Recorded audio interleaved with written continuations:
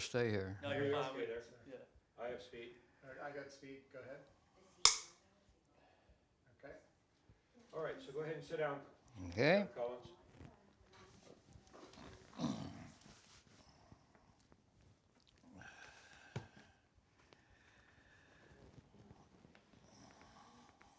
Do you want me to put the dog away or do you No, want me it's to- fine. He's wandering around. It's okay.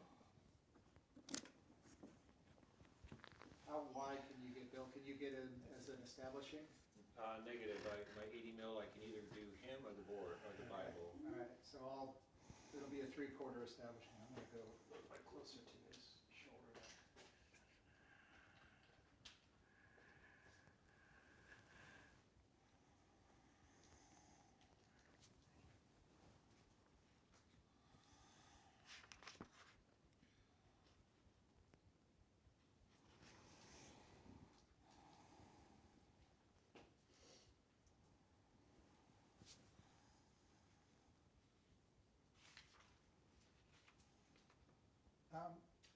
Is that a particular bookmark that you have? Yeah, well, besides being a Constitution of the United States, yes. Oh, I like that.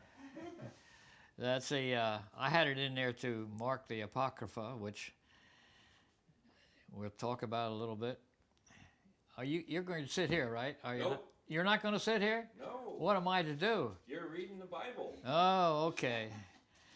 So am I supposed to be talking or just No, looking? you're contemplating and maybe reading your favorite verses. Oh, okay. You In don't a need to moment, talk. we'll just capture you just reading, and then I'll ask you a couple questions. Okay.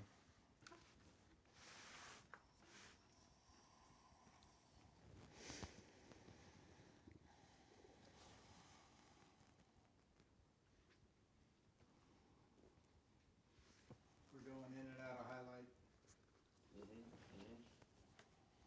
I'm doing mostly his face.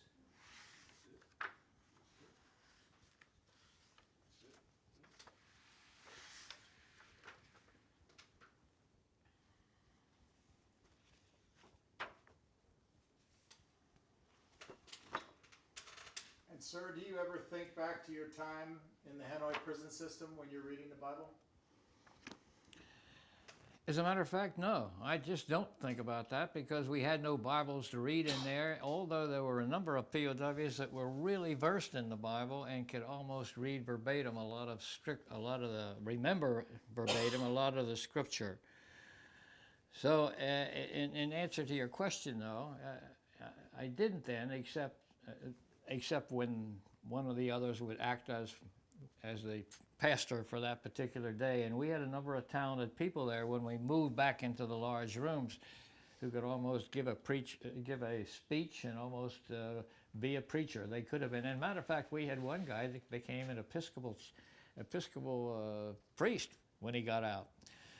So we had a lot of people in there that strong believers, and they were good at talking. And we did on Sundays. We did that in the large rooms. Now remember, we're talking different time frames. When we had the little cells and you're 1 or 2 men in a cell, of course, we didn't have much of a service. After we were all moved back into the large cells, when we got fully organized, then we really had almost a good church service. The Vietnamese allowed you to attend church on Christmas, is that correct? They allowed us to do what at Christmas? Attend a service on Christmas. They did. They gave us. They would take us up, and they would bring people in from other camps for a service. And that was our ideal time to go ahead and talk back and forth and tell each other what was happening in the individual camps. And we look forward to that, and we were prepared for it. You weren't always sure who would get to go. I got to go a couple times, there was a great exchange of information. How many prisoners were there? What was the treatment like in that particular camp at that time, at that year? And it was more of an information exchange than it was a church service for us. And was there a chapel or church in Hanoi that you were taken to?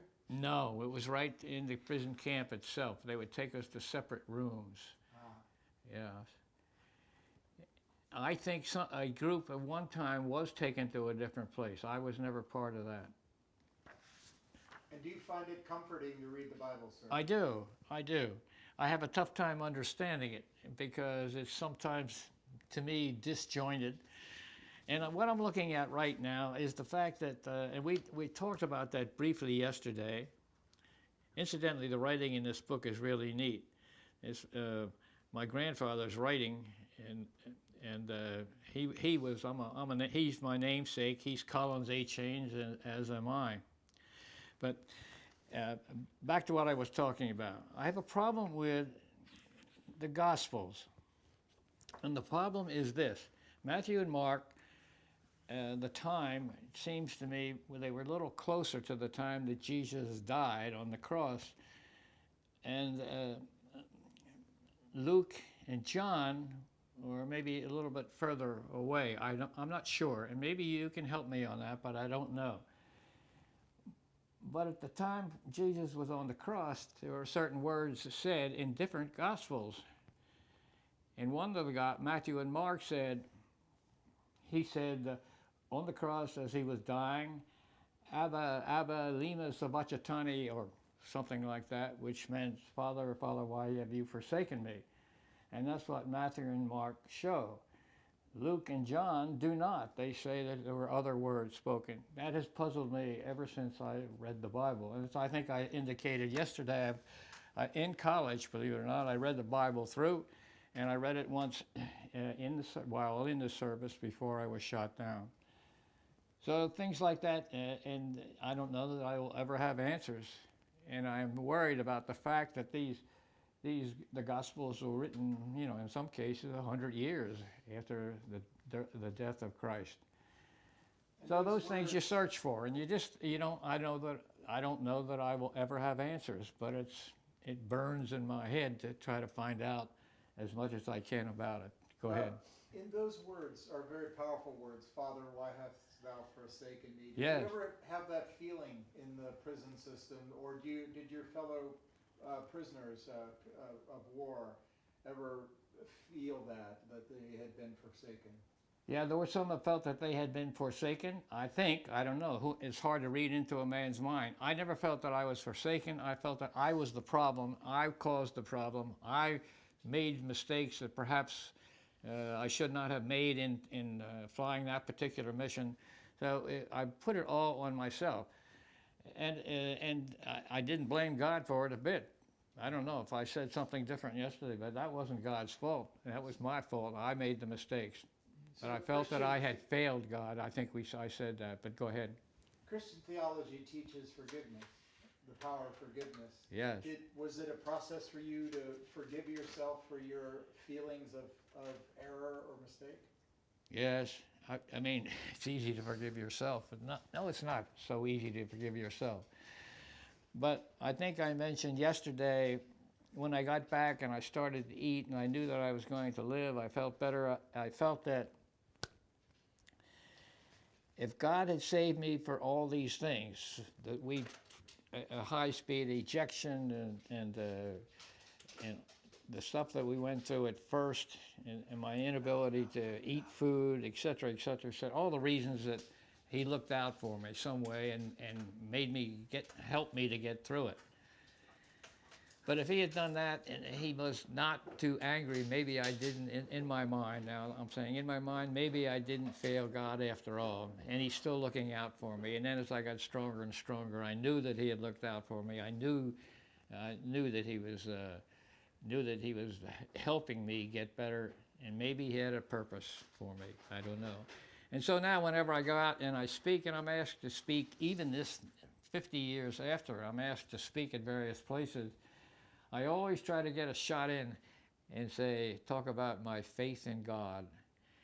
And people, I mean, I don't know that I've ever not gotten when I said that. I had a strong faith in God before, and I have faith in God after I got through that initial stage, and now I have a firm belief in God and I always, for that brief period, I always have had, and that always arouses people, and I'm not quite sure, but they clap and they seem to like it. I spoke at a group not too long ago of Marines. And Marines are pretty tough. That's a tough audience sometime, and they stood up and applauded when I said that. Beautiful stuff. Can you find 1 John 3:16? 1 John 3:16. I'd like you to read that.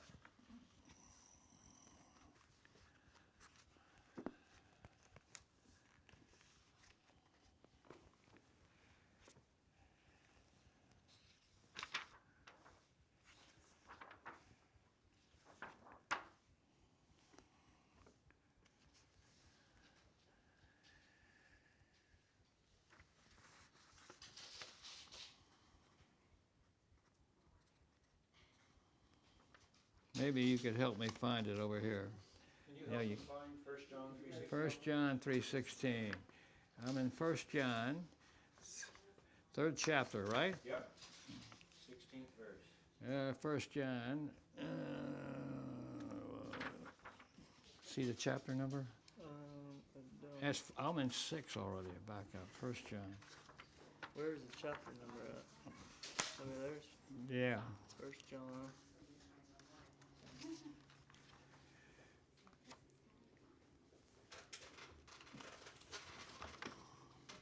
See if you can get into that one. That next page, they're hard to get to. Okay, there's 2 John. Let's go to The first dog scratching around is 1 John. So can you take First the dog- chapter, 3:16. I don't know I don't have the 3:16. What is it concerned? It's the basically 1 John 3:16 is by this we know love, that he laid down his life for us, and we ought to lay down our lives for the brothers. I can't find it, so maybe we ought to press on. I should be able to find it. Wish we'd have done that beforehand. Oh, here we go. Right here. Okay, that is 3:16. That's it. That's the one, yep. All right, For God so. Hold on 1 second. Okay. Refrain here. okay, in just 1 second, give me a moment.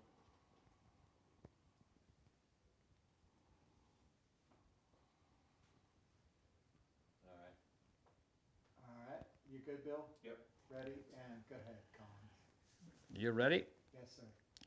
For God so loved, 1 John 3:16. For God so loved the world that he gave his only begotten Son, that whoeversoever believeth in him should not perish, but have everlasting life.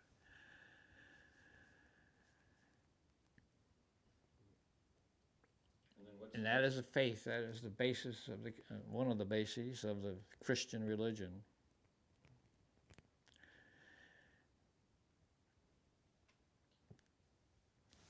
I'll say it again. For God so loved the world that he gave his only begotten Son, that whoeversoever believeth in him should not perish, but have everlasting life.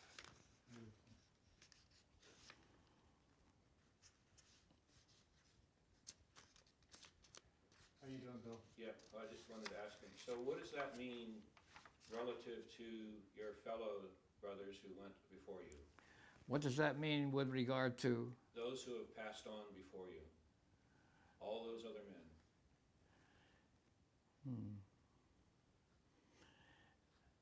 Those that have passed on before me are included in my prayers every morning.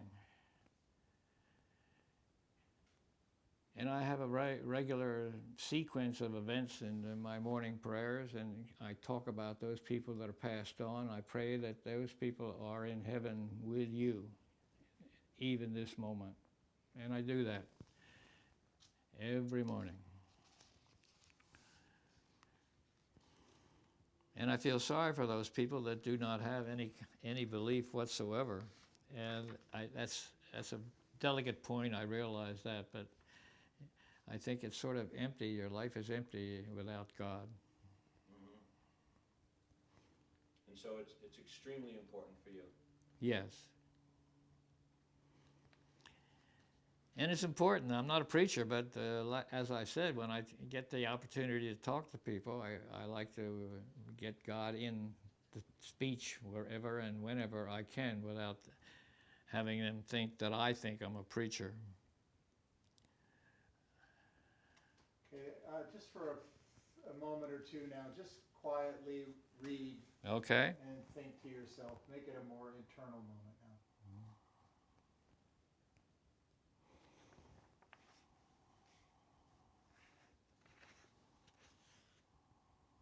And put your finger on a particular passage as if it's like, just use your pointer finger to point to something and follow it as you read. Mm-hmm.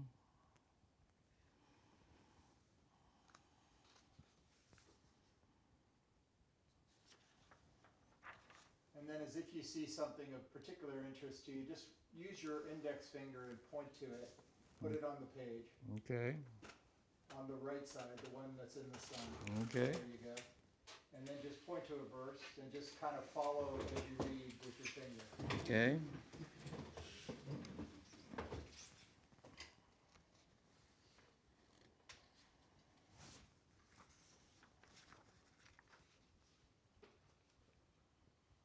And do something a little bit like, Yeah, I know. I'm trying to find something that I would like to. Oh, Okay.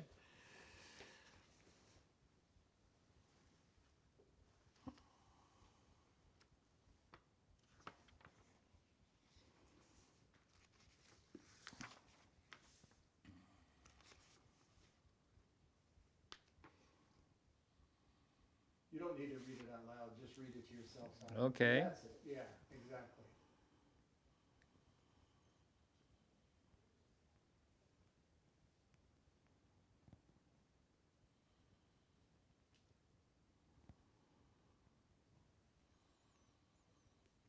Beautiful. Now in the upper right-hand corner of the page, follow it up there, yeah, nice.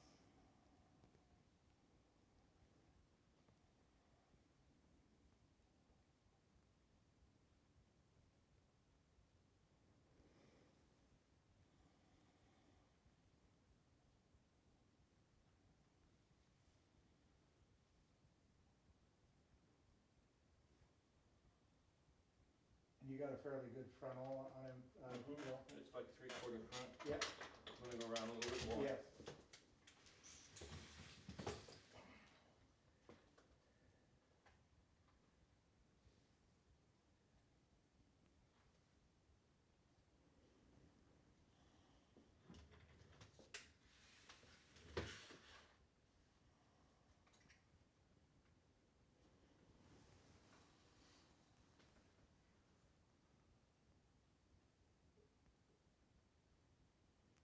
Be a nice time for a slider, Bill, but I don't think we have. It's okay.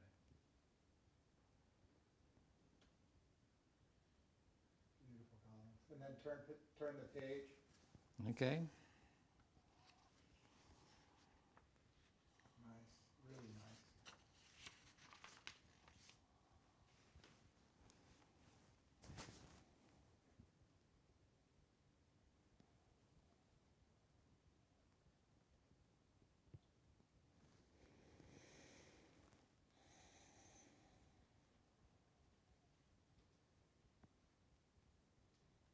I'm good when you are, Bill.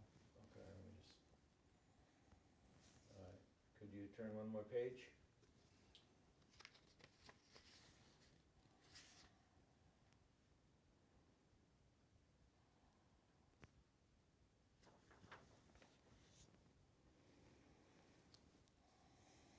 All right, I'm good. Okay, I want to get a quick